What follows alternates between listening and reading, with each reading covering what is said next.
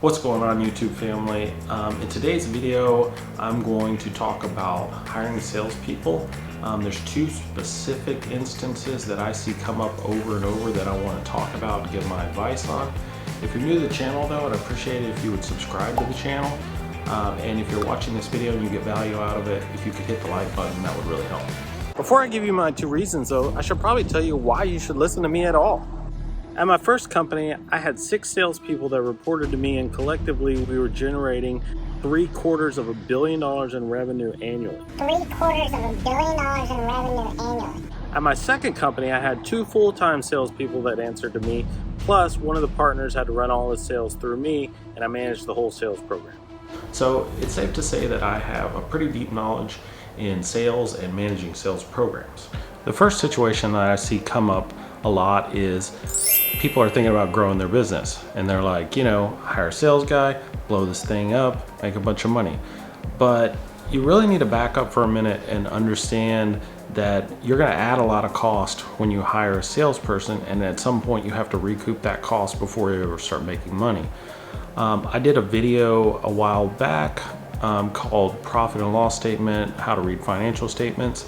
And one of the things I talked about in the video is the gross margin. The gross margin is the difference between the revenue you generate when you sell a product or service and then minus all the costs that went in to that product or service, like to create it. Like if you were selling hair bows for $1 and all your materials and labor and everything to produce that hair bow was 70 cents, your gross margin would be 30 cents or 30%.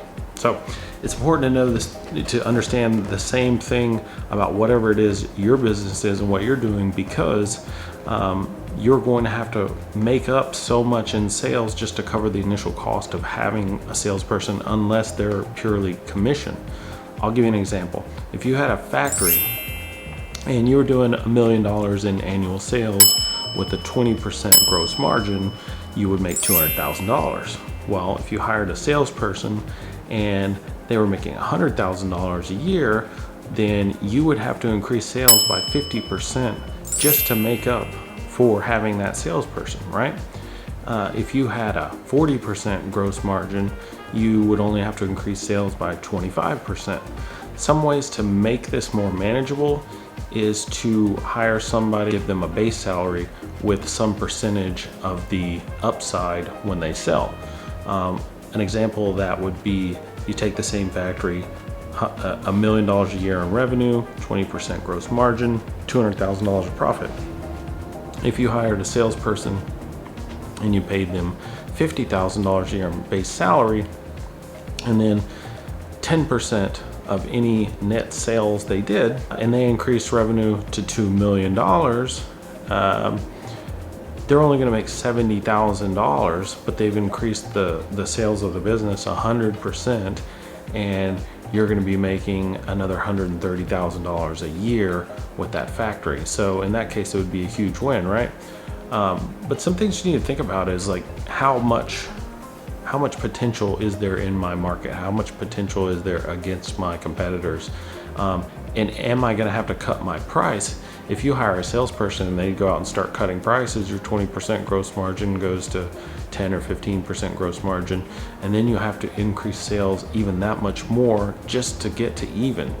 So I would advise really thinking about how you would see this playing out, and at what point you would have to get to recoup the initial cost from hiring a salesperson, and is that possible, right?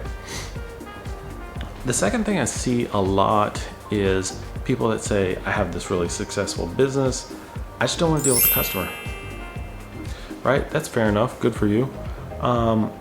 In these particular situations, I would say first off that I'm a strong advocate of having the CEO be the sales guy, right?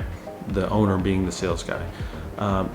Even if it's only temporary until you get to a certain point where you can hire a salesperson, it's really good when you're telling somebody else how to go sell, that you know what works and what doesn't work. When you're making the strategy for the salesperson or sales team, that you have a realistic view of what can and can't be done. However, the advice I would give in this particular situation is to figure out before you ever hire anybody what the structure of their pay is going to be. That's only fair to them. It's only fair to you and your other employees. Are you going to pay them straight commission? Are you going to pay them a base plus some commission? Are you going to pay them all base, no commission? And I would put it in paper, and when I hired them, the day they came on, I would have them sign it. The reason you want to do this is to protect yourself mainly. I've had situations where I had a salesperson and they developed a bunch of relationships while at my company, and then at some point they got disgruntled and they said they were going to take their customers and go to a competitor, and there's really nothing I could do, right, except for try to offer a sweeter deal here.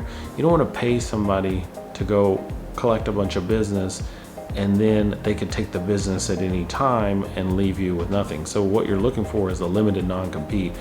And what this would mean is you can go to work for one of my competitors, you just can't contact the customers that you built relationships while you were here.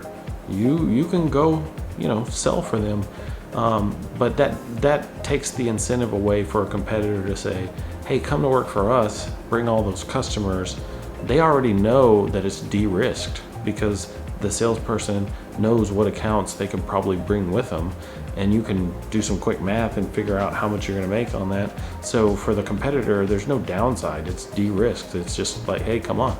So the two things I would do to protect myself is I would have the bonus structure already set up and on paper, signed by both parties, and I would have a limited non-compete for the salesperson. You don't want to kill their career, but you want to protect yourself so that they can't do something down the road that causes mass exodus with all your customers or a large portion of your customers.